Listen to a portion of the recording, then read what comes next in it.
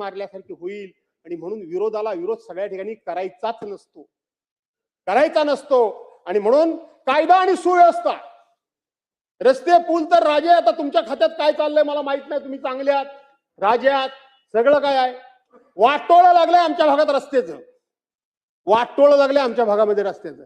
आमच्या भागामध्ये इरिगेशनची कामं मोठ्या प्रमाणात नाहीत. आमच्या भागामध्ये दुसरी मागणी काही नाही. आमच्या भागामध्ये कोकणामध्ये फक्त आणि फक्त बांधकाम खात्याशी संबंधित असलेल्याच गोष्टी फक्त मागितल्या जातात. कारण प्रचंड पाऊस पडतो. गेल्या 2-3 वर्षामध्ये विरोधाला विरोध. अरे आम्हाला सुद्धा लोकांनी निवडून दिलंय. माझा प्रश्न आहे सत्ता दिसाना. आज काल परवा 10-15 वर्षापूर्वी तुम्ही सत्तेमध्ये गेला असाल, पण त्याच्या अगोदर या राज्यामध्ये या देशामध्ये काँग्रेसचीच सत्ता होती. पण त्या काँग्रेसच्याकडे राजकारणातली जी सभ्यता होती ना, ती सभ्यता तुमच्याकडे आता राहिलेली नाही.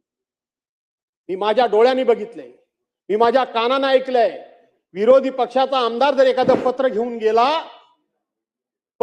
गेला तर काँग्रेसचा मंत्री तो विरोधी होता, तो माझ्या विरोधातला आहे की विरोधी पक्षातला, ह्याचा विचार नाही करायचा.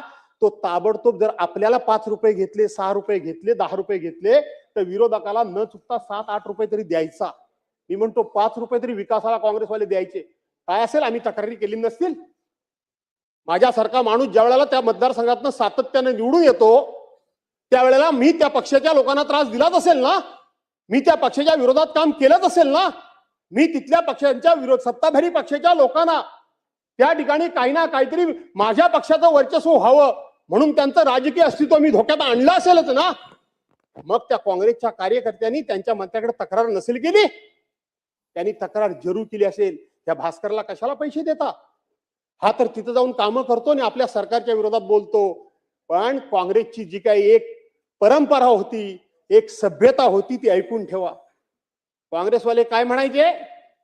आम्ही जे पैसे देतो, आम्ही जे काम करतो अध्यक्ष महोदय, ते त्यांचं व्यक्तिगत काम करत नाही.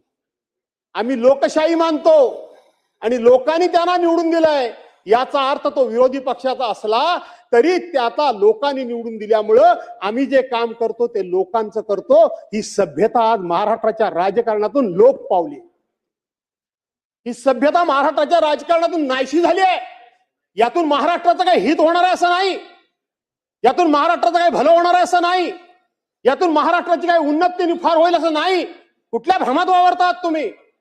शरीरातला एखादा भाग जर विकलांग झाला, एखादा भाग जर अधू झाला, एखादा भाग जर निकामी झाला तर पूर्ण क्षमतेनं त्या माणसाला काम करता येत नाही. या राज्याचे आपण विविध प्रकारची विविध अंग आहोत, त्यामुळे एकाला कोणाला तरी अशा पद्धतीनं तुम्हाला अधू करून चालणार नाही. राज्य पुढे घेऊन जायचं असेल तर सर्वांना बरोबर घेऊन जावं.